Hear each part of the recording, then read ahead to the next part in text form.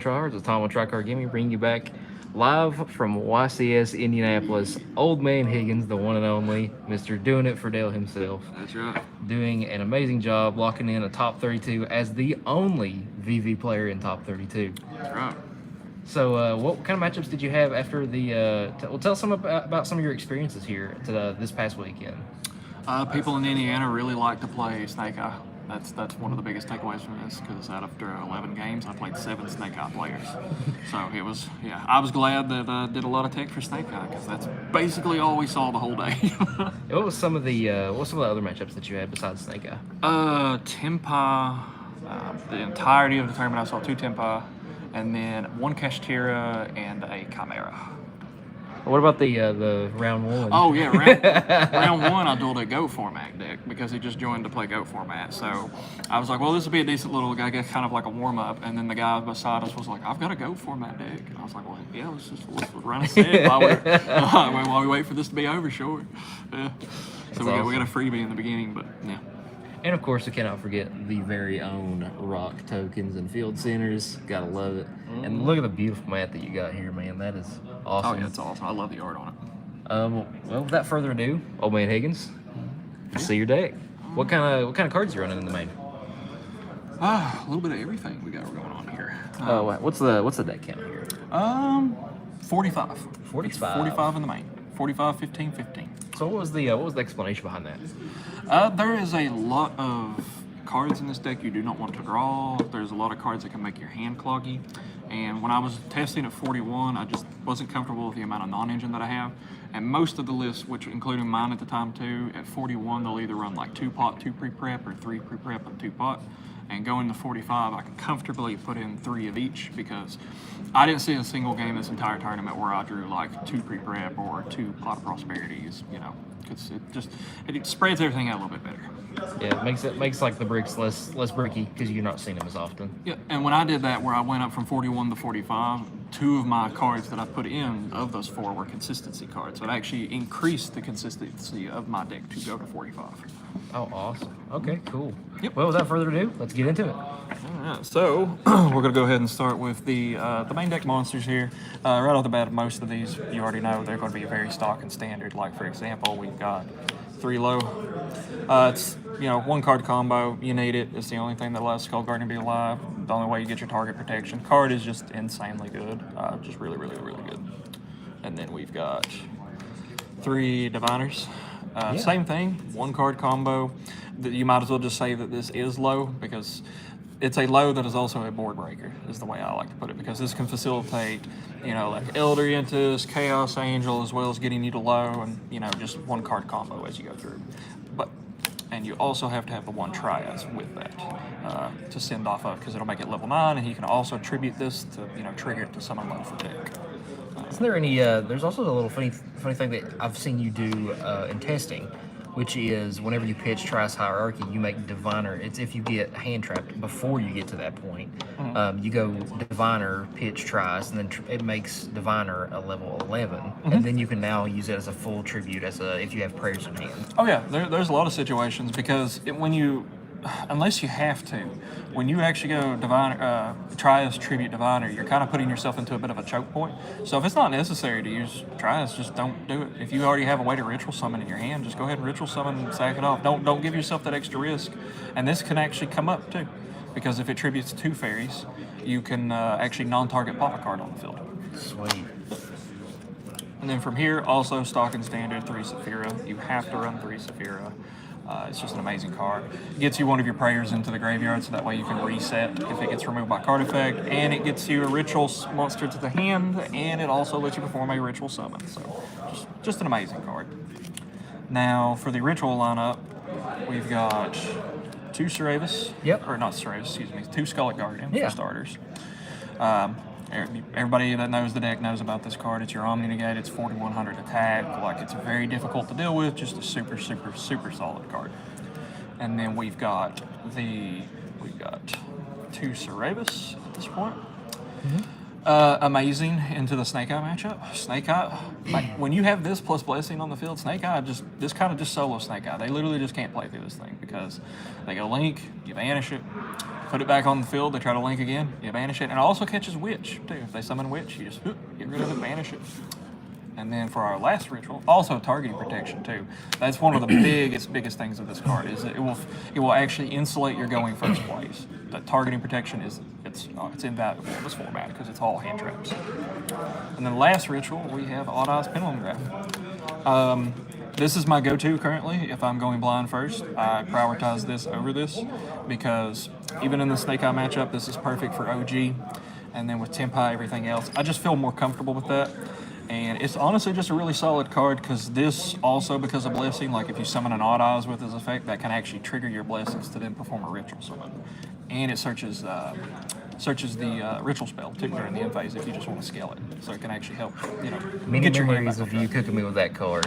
It's a good one. It's most people stick it in the side deck, but we're on 45. Again, I can comfortably put this in the main. Like 5 rituals in the main.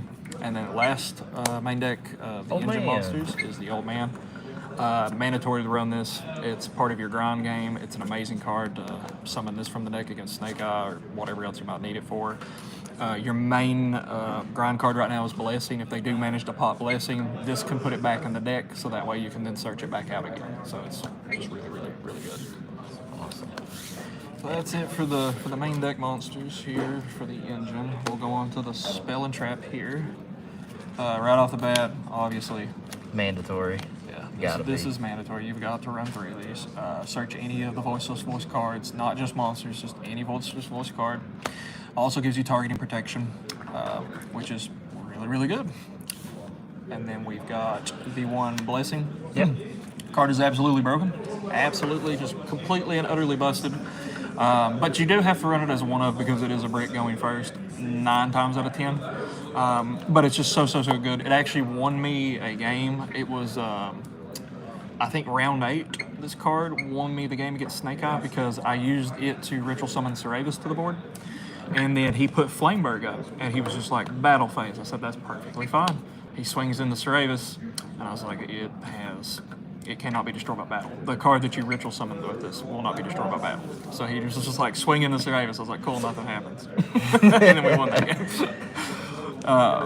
From here, we've got triple pre-prep. Ooh, nice rarities too. Yep, got the QCRs on that one. I had to sell my soul, but we got it. And then just a really good card. It's +1. It's insanely good because this will get you Prayers plus Skull Guardian and or Ceravis. It can do either or. Whichever one you're missing, just grab it. And then on top of that, we've got 3 Pot of Prosperities.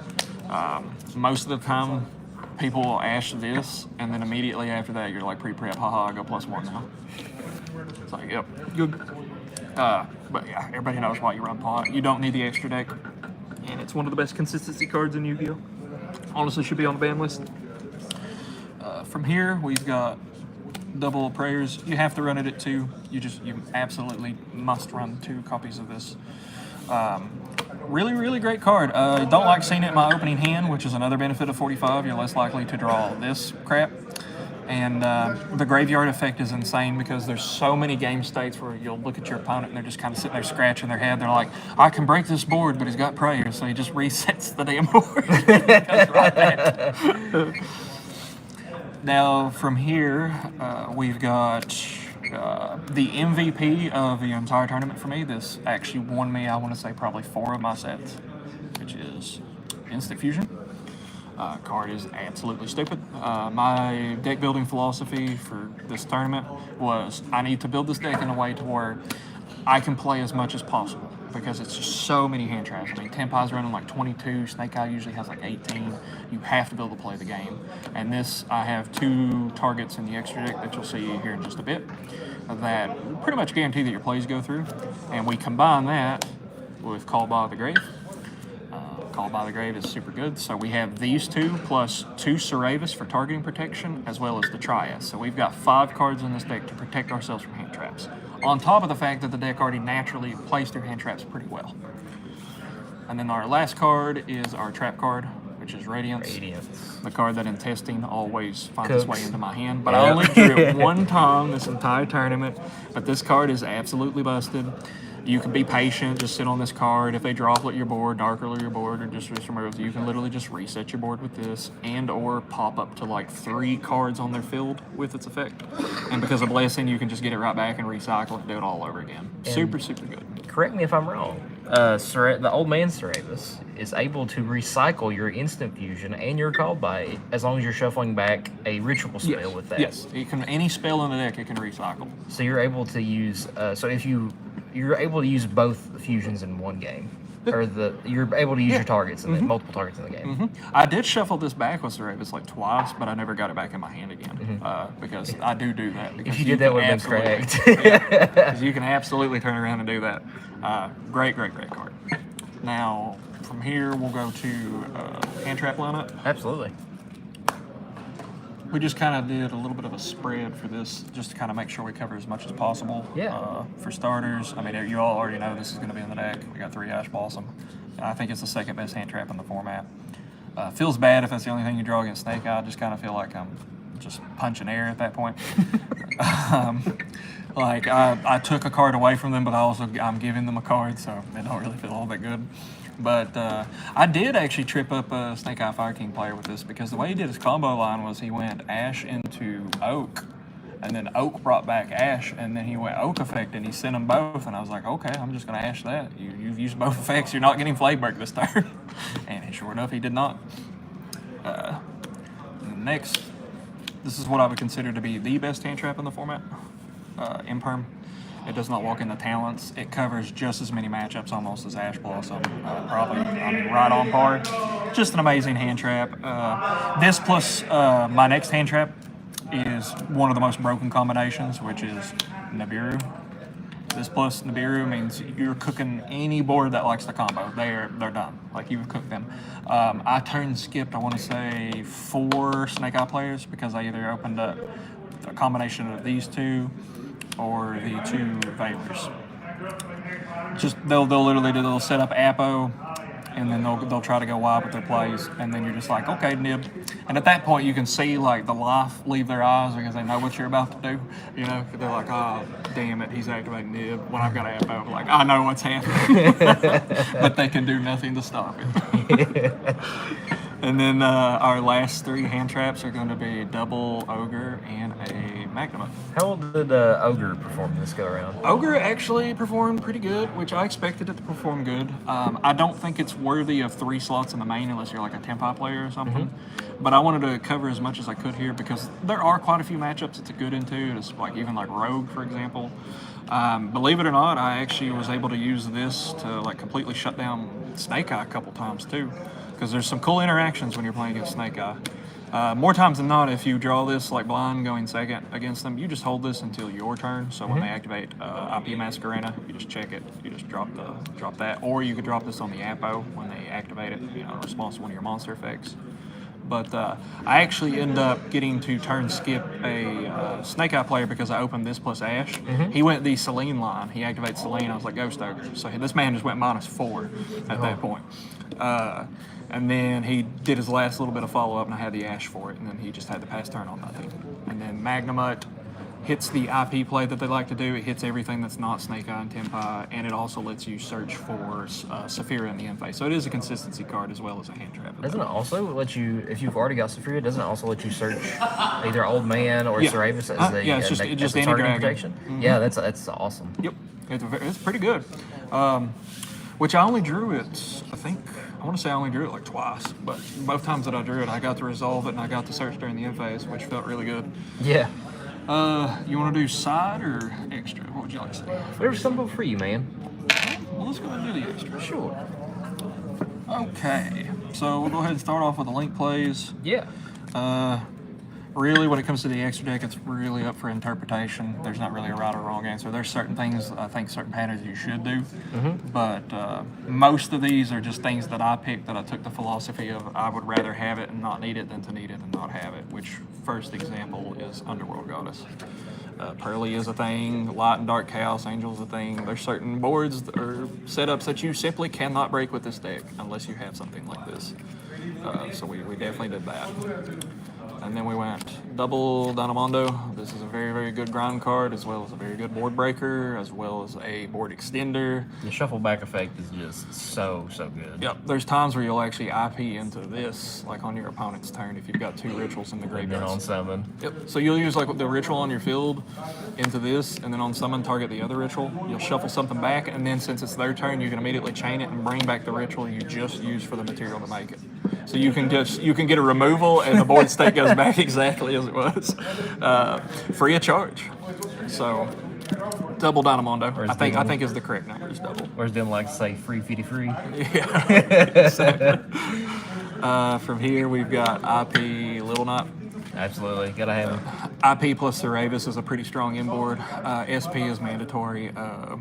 Ideally, 2 of them would be really cool, but I was never in a situation in the entire tournament where that would have come up. Like, I never needed a second one. From here, we've got a Alana. Mirror match is a thing. People do run, Nibiru Snake Eye players will pitch it off for cost for Witch. A Veiler is a thing. You can steal their Veiler from the graveyard. There's plays to be done with it, but I never summon this. But again, it's like the philosophy that I just said. I'd rather have it than not need it. And then the last couple of links that we have here is one, we've got the Secure Gardener line, All Mirage into Secure Gardener. This is if you open low plus Skull Guardian, you can set up the board playing through an Ash Blossom, and then this will also give you protection from damage. If you're afraid of a burn card on time, you can actually go out of your way to set this up so you can protect against the first instant of damage so they can't try to time you out. I feel like in testing too, whenever you and me were trying to test this line, you actually cooked Yubel quite often. Every time that you would go into that line, it would just be. It's a good one. It is. It's very solid. And All Mirage is a cool card too. Like, it doesn't come up a lot, but the fact that this gives destruction protection, like, it's pretty cool. Yeah. And then the last one is Anima. Anima's really good as it's just a great way to go into your SP. And then on top of it, we're running Nibiru. We always put the token in the Anima zone, so we just take, like, it's always on the table. Now, on to the Synchro package that I'm running. We've got Herald, Odd-Eyes Meteor Burst, Chaos Angel. These 2 are Diviner things. This is potentially, you send this if you open Trias plus Diviner, like turn 1. And then this way, so what you'll do is you'll go Diviner, and if it goes through, you'll send Trias, you'll declare Diviner. If they say that's okay, you'll chain Trias and tribute Diviner. So that way on revs, you send this, and then you can go chain link 1 Diviner, chain link 2 this, and chain block it. And that'll also get you a ritual spell, correct? Yes. If this resolves, you will also ritual spell or monster. Oh, yeah, either or. So you can get targeting protection from that, or you could get Skull Guardian if you don't have it. Yep, just more gas. Sweet. This is our summon off of Odd-Eyes Pendulum Graph, because if you have Skull Guardian and you keep this alive, obviously Tenpai cannot OTK you. Like, that will stop them. And also, if you have Blessing on the field, summoning this will trigger Blessing, and it's a level 7, so if you don't need it to match it, you can immediately sack it off for the ritual material. Yeah. And then Chaos Angel. This is when you go low plus Trias, make this really broken. It will be unaffected by monster effects, and it gets to target banish something on the field, which is insane. And 3,500. That swings over pretty much every other deck's monsters. Like, Voiceless is one of the few things that has like more than 3,500 attack monsters. Yeah. And then last we've got 3 fusions. Yeah. We got Elder Intis, My Dragon, and Millennium Eyes. Instant fusion targets and Intis for the pitch, correct? Yes, this is for going second with Diviner. This will, just handle, like, it rarely comes up, but again, you need to put it in there just in case it does come. Because the times it's come up for me, it has been game-changing for me. There's certain floodgates that you can break through with it quite easily. And then these 2 for the instant fusion targets. Basically, if you open Ceravis in your hand, you summon this. And if you open, like, Call by the Grave, you can summon this. Or if you just look at your hand, you're like, I play through Ash, so go ahead and just put the targeting protection on. Because there's more targeting effects that are going to interrupt you than anything else between Mourner, Imperm, and Effect Veiler. But yeah, summoning these right here, literally, like, I summoned this against a Snake Eye player once, and on summon he went Princess target, so I equipped his Princess, and I nibbed him last turn, so then I turned this plus nib into SP, targeted his Flameberg, and he had IP on the field, so it just literally checked his whole board at that point. I was just like, yeah, you want to go game 2? Like, it's over, brother. Sweet. So there's the extra. And then for the side deck, Save that top card for last. That's the sauce. we will save the top card for last. Well, we'll start with my 3 traps. Solemn Judgment. God says no. God says no. Everybody's on Droplet and what is it? The book, Eclipse. Yeah. That stops that. It's really, really good. This also stops inherent summons, even normal summons. Actually, more than once, they would go like normal Ash, and I'd say, no, sir. Like, get rid of it. How many cards in hand? They're like, 2. I'm like, yeah, let's just go ahead and get that off the board. And so we have these. And then for the only monsters that we have Triple DD Crow. And of course, you have the dual terminal rarities. Yes, we do have the dual terminal rarities to make up for the fact we have super solemns. This card is pretty good. It will stop the branded FTK. Granted, they don't open like the absolute nuts. It stops it does the same thing you're trying to do with Bestials against Snake Eye, except if you top deck this for turn, you can out Princess with it. And then the interaction, which I guess we can show that here too, is this right here can turn skip Voiceless if you're in the mirror match. If you're watching this and you play the deck and you're not aware. Where's my trials? So if you open the Diviner combo, and so like you go normal Diviner, send Trias, and then you go Trias, Tribute for cost. If you chain Crow and banish this, it won't activate. Misses timing. Because at this point, when it would attempt to activate, it is no longer that card. It was no longer tributed. The last thing that happened to it was banished. So I've already used my normal. You've turn skip me unless I opened like the nuts. You just turn skip me. This actually came up in testing, right? Like between you and me, because when I was working on running Crow, you and me were looking into that, and I was like, does this actually miss timing because it's no longer there? And sure enough, we looked it up and we found out that it does. Oh, yeah. So if it's no longer that card, like it wasn't tributed at that point when it would attempt. By the time it would check to attempt to activate, it's no longer that tributed card. It's now a banished card. Now from here, we've got Triple Cosmic, which I had multiple people tell me today that people were actually taking this out of their side deck, which I think is kind of a mistake because Skill Drain and Deck Lockdown are basically in every single side deck in this format. So you just do that. Don't really need to explain it though. Everybody knows why Cosmic's good. And then we got Triple Droplet. that's one of the best cards right now too. I think this is the second best board breaker in Yu-Gi-Oh! Behind Talent. We do this just because it has a wider range of applications. Again, from like branded FTK, depending on how they approach the board and the way they set it up, you can stop it with that. It really, really, really good against Snake Eye board because they'll pass on Apo IP. That checks it. Like they obviously don't get anything. And then the last one, we decided to go with a Floodgate, and we decided to try out the Spice. Most modern printing, because I got asked that every time I put it on the field. There's what, like 10 erratas for the card? Yeah, there's quite a few of them. How often did this card come up, and did it show out when it did show up in your hand? It didn't come up a lot just because I didn't really see it. Like I saw it one duel, but it was actually the round that I lost because it was in game 3. I opened 2 of these, so we bricked. And the last round of Swiss, I opened up with Necro Valley, Low, Skull Guardian, Call by the Grave, and something else.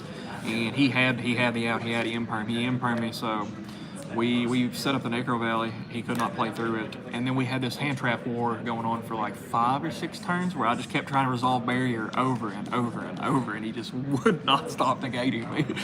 And finally it got through. He was down to like 1 card in hand, and at that point, we just got it. I'd drawn Cosmic by that point too, so I just Cosmic my own Necro Valley off the board. And I was like, now that it's my turn, we're gonna play. Yeah. It won me the last round of Swiss. I played the whole tournament was won because of this card. Awesome, man. Which, speaking of, we ended actually 9-0 day 1. We were the number 1 seed of the tournament, and then by the end of Swiss, I ranked number 3 in the entire tournament. What a coincidence. I know, Mr. right? Dale. Number 3. That couldn't be more appropriate if you tried. Like, come on. Awesome. Well, old man Higgins, congratulations on making your top 32 and getting the mat, as well as getting your invite. This invite was like you didn't get an invite because you haven't been doing a whole lot of regionals, but doing a YCS. I haven't done any. Yeah, and now you're doing. I like a challenge. I was like, we'll just go to a YCS and get an invite. Yeah. And just like that. Well, before we cut off here, before we end the live stream, do you have any shout outs? Subscribe to Tricard Games. Shout out to my buddy Dylan. Shout out to Dylan, yeah. Do we have awesome Standing back there watching.